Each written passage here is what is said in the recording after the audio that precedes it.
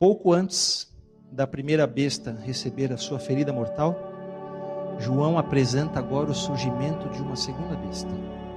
E ele começa a descrever essa besta no versículo 11 de Apocalipse 13. E ele diz assim: vi outra besta emergir da terra, ou seja, vi outro poder surgindo agora da terra. Se mar representava um lugar habitado, um lugar populoso, representava a Europa, o que é que significa a terra? É o contrário. Se mar ou águas representam povos, nações, então terra na profecia simboliza área desabitada, isolada. E exatamente assim que aconteceu. A primeira besta recebe a ferida mortal no ano de 1798, pouco antes, no ano de 1776. Algumas pessoas da classe média da Inglaterra, que tinham medo da perseguição, que tinham medo de ser presas, de ser torturadas e de serem mortas, essas pessoas fogem dali, fogem da Europa, atravessam o oceano e elas vão para um lugar deserto, para um lugar desabitado. Onde é que elas vão? Elas vão para a América. E lá elas fundam 13 colônias, que vieram hoje a se tornar a nação mais superpoderosa do planeta. Os Estados Unidos da América do Norte. É desse país que João está falando quando fala desta besta que emerge da terra. Mas só que essa profecia, vocês têm que ter em mente uma coisa. A profecia está enfocando o aspecto espiritual, o aspecto religioso. Então João está se referindo ao protestantismo dos Estados Unidos da América do Norte. É sobre esse poder que ele está falando. E quando você compara essas duas bestas, você começa a perceber uma diferença entre elas. E a diferença você começa a perceber ainda aqui no versículo 11. Porque ele diz assim: possuía 2 chifres. A primeira besta também não tinha chifres? Sim ou não? Tinha. Mas havia diferença entre esses chifres? Sim ou não? Havia. Os chifres da primeira besta tinham coroas, não é isso? Mas da segunda besta não. A primeira besta tinha chifres com coroas. A segunda besta tem 2 chifres, mas sem coroas. Qual é a diferença?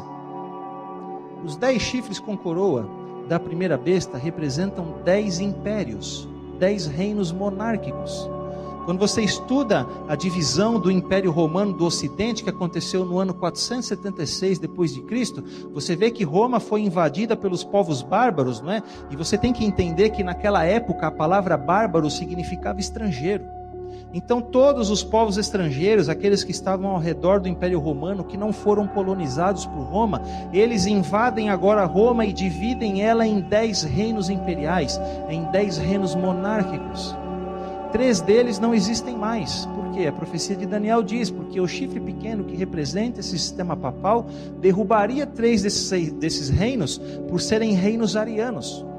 Os arianos são aqueles que não acreditam na divindade de Jesus. Não acreditam que Jesus é Deus. Então eles eram um problema para o catolicismo. Era uma oposição. O Papa precisava derrubá-los para que ele pudesse impor a sua doutrina. Agora os outros 7 estão aí até hoje. E são as nações mais fortes da Europa. Alemanha, Inglaterra, Itália, Espanha, França, Portugal e Suíça. Estão aí até hoje. Esses são os chifres, isso significa um chifre com coroa. Agora a segunda besta também tinha chifre, mas não tinha coroas. E qual era a diferença? Esses 2 chifres da segunda besta representam os 2 grandes poderes dessa nação, a sua autoridade civil e a sua autoridade religiosa. Mas percebam uma coisa: um chifre representando uma autoridade nação, uma autoridade civil e política, sem coroa, significa que este seria um país sem rei, ou seja, seria um país democrático.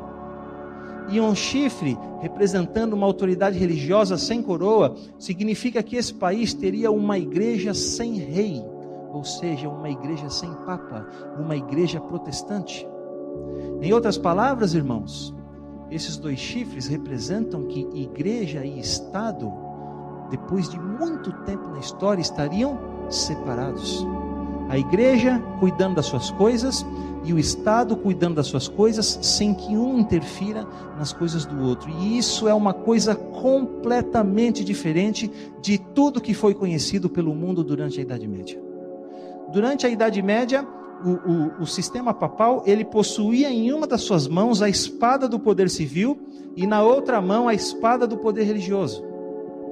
E ele então impunha a sua doutrina, se fazendo valer da autoridade civil dos reis da terra, para perseguir, para matar todo aquele que não se sujeitasse a ele. Durante todo esse período, os papas tiveram mais poder até mesmo do que os próprios reis. Os reis da terra se curvavam e se sujeitavam a ele. Você sabia que durante toda a Idade Média, nenhum rei subia ao trono se não fosse coroado pelo Papa? O Papa era quem coroava os reis, e se ele não coroasse, não se tornava rei. Ele fazia isso porque ele estava dando um recado a esses reis. Ele estava dizendo assim: olha, eu estou colocando você no trono, eu estou acima de você, você está aí a meu serviço. Se você não me servir, da mesma maneira como eu pus você no trono, eu tiro você do trono. E é assim que acontecia. Agora, interessante que com Napoleão Bonaparte foi diferente. Você sabia que Napoleão Bonaparte, no dia da sua coroação, ele não permitiu que o Papa colocasse a coroa na sua cabeça? Ele pegou a sua coroa e ele mesmo colocou na sua cabeça, porque ele também estava mandando um recado ao Papa. Ele estava dizendo assim: acima de mim não tem ninguém. Você não me põe no trono e você não me tira do trono, eu não estou a seu serviço. Tanto é que alguns anos depois, o que ele fez? Ele mandou seu general lá, invadiu Roma, prendeu o Papa e pôs fim a esse sistema. Então agora você tem algo completamente diferente disso. Agora você tem igreja e Estado separados, onde a igreja cuida das suas coisas, o Estado cuida das suas coisas, e um não interfere na vida do outro. E veja como é que João continua descrevendo esse poder mais de 1700 anos antes dele existir. Veja que coisa extraordinária. Possuía 2 chifres, parecendo cordeiro. O que é cordeiro? Cordeiro na Bíblia é símbolo do quê? Cordeiro na Bíblia é símbolo de Jesus, é símbolo de cristianismo. Sabe o que isso significa?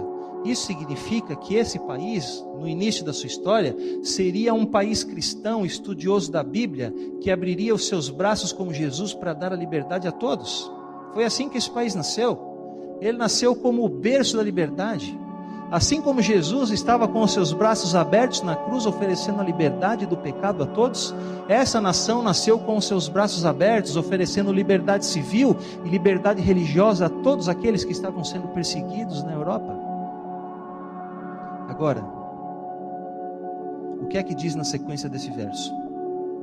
Embora parecesse um cordeiro, como é que falava? Falava como um dragão. Isso aqui é uma profecia, amigos. Você sabe o que é que a Bíblia está profetizando aqui? A Bíblia está profetizando uma mudança no caráter desse cordeiro. E eu vou dizer a vocês nessa noite, de maneira solene e com uma tremenda convicção, que vocês e eu estamos vivendo nos dias desta mudança, onde esse país está deixando de parecer cordeiro e está falando como um dragão. A Bíblia diz que em determinado momento da sua história, esta nação que nasceu como berço da liberdade, com os braços abertos, oferecendo liberdade civil, liberdade religiosa às pessoas, ela sofreria uma mudança no caráter e ela passaria a falar como um dragão, ou seja, ela se tornaria um opressor. Assim como o sistema papal durante toda a Idade Média impunha, perseguia, oprimia e até mesmo matava as pessoas, a Bíblia está dizendo que esta nação um dia vai fazer exatamente a mesma coisa. Quando isso acontece, aí já não é mais um cordeiro, aí já é o dragão. E recentemente, se você colocar a sua memória para funcionar, você vai se lembrar que você viu essa nação falando como um dragão quando o ex-presidente Bush quis invadir o Iraque. Ali não estava preocupado com a ordem, coisa nenhuma. Ali já era o dragão falando. Mas acontece que lá ele estava falando no aspecto político. Só que a profecia diz que ele vai falar como um dragão no aspecto religioso. Então seria bom se você nesse momento se perguntasse sobre o que é que está acontecendo lá nos Estados Unidos da América que indica o cumprimento dessa profecia. Que vislumbres, não é? O que é que nós podemos ver acontecer lá nessa nação, que indica que esse país democrático, que nasceu como berço da liberdade, que ele vai se tornar um país opressor, que vai oprimir e que vai retirar a liberdade civil e religiosa das pessoas? Me digam uma coisa: como é que um país fala? Você sabe? Quem sabe me dizer como é que fala um país? Como? Exatamente, é isso mesmo. Um país fala através das suas leis. Um país fala através do seu corpo legislativo. É assim que um país fala. As leis de um país mostram qual é a vontade desse país. O que a Bíblia está dizendo, meus irmãos, é que em determinado momento de sua história, esse país iria promulgar leis que iriam oprimir as pessoas e que iriam retirar a liberdade das pessoas. Então seria interessante se você soubesse o que é que está acontecendo hoje lá nos Estados Unidos da América, que indicam o cumprimento dessa profecia, que essa nação vai promulgar leis que vai retirar a liberdade civil e a liberdade religiosa das pessoas.